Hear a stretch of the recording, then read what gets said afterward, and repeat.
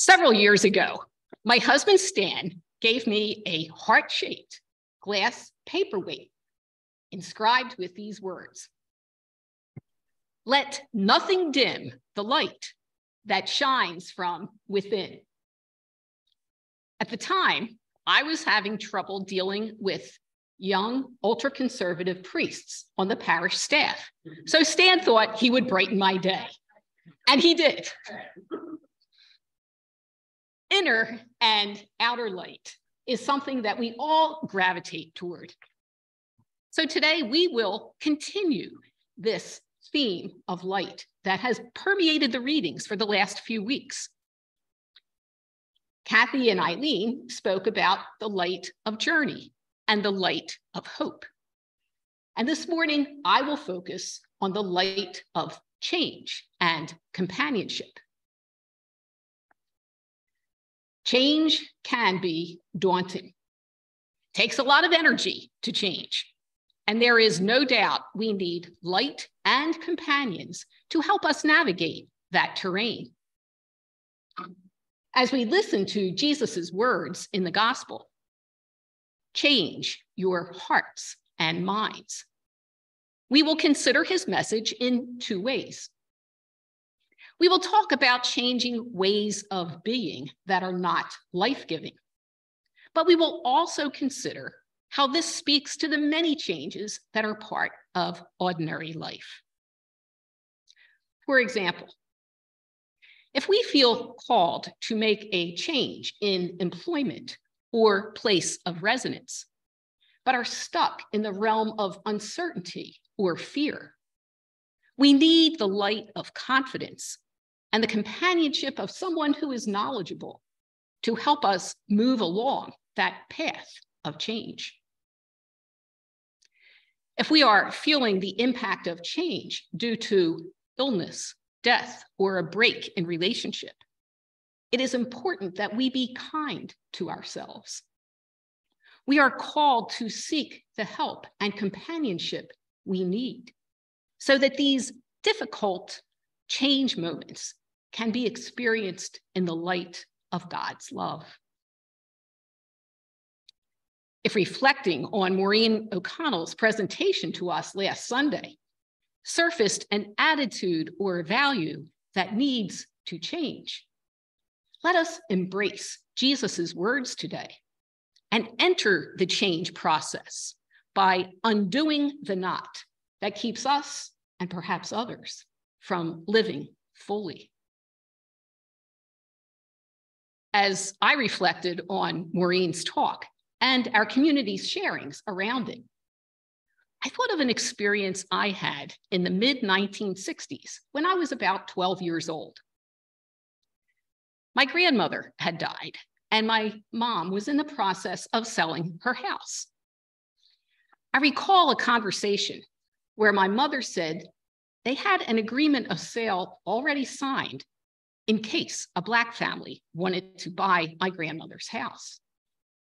She mentioned that she herself did not mind selling to a Black family, but the neighbors would object.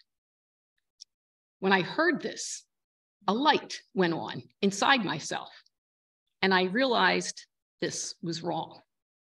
She was being dishonest and showing prejudice.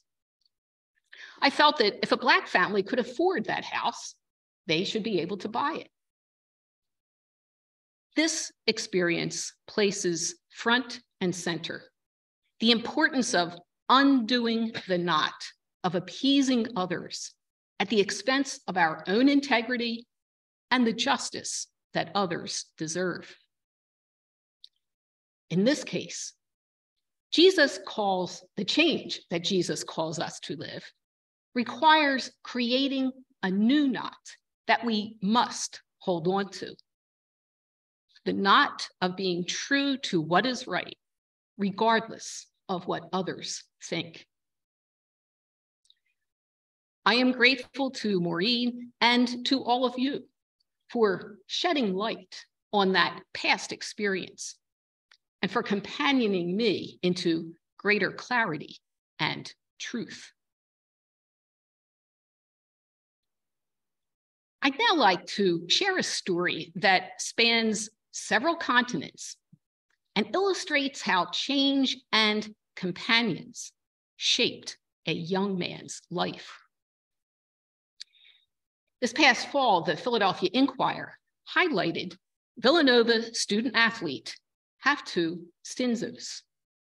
His story is a touching one that began as an orphaned 7-year-old in the Tigray region of Ethiopia.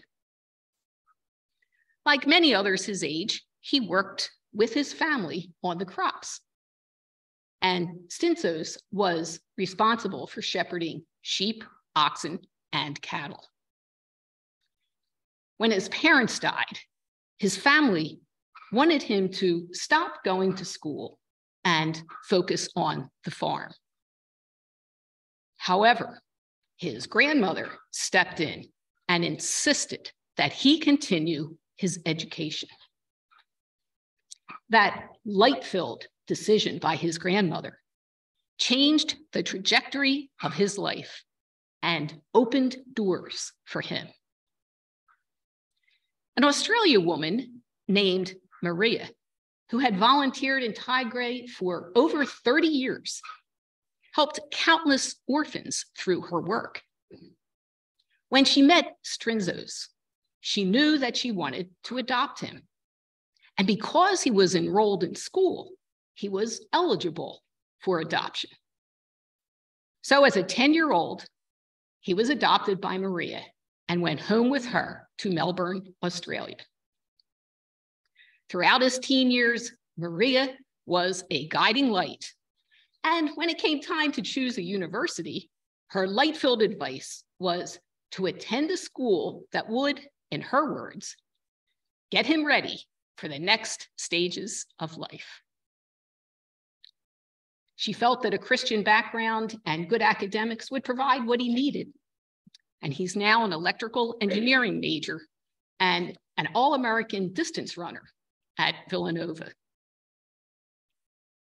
Stinzos is thankful for all he has accomplished and realizes how different his life could have been had it not been for his grandmother. He says that if he had stayed in Ethiopia, he likely would have fought in the battles the last couple years during their brutal civil war. He's hopeful that peace will endure. And he's grateful for the strength he draws from his family in Tigray and in Australia. Haftu Stinzos has undergone many changes, losing relationships that were dear to him and gaining relationships that offered growth and opportunity. Throughout these important life moments, light-filled wisdom people companioned him in his home of Tigray, his adoptive home of Australia, and his university home of Villanova. I believe these people embodied a response to Jesus's words today as they embraced change that was needed and brought the light of love and wisdom to their decisions. Every one of us faces change, whether it's through a decision to be made, the result of loss, or a challenge to change our heart.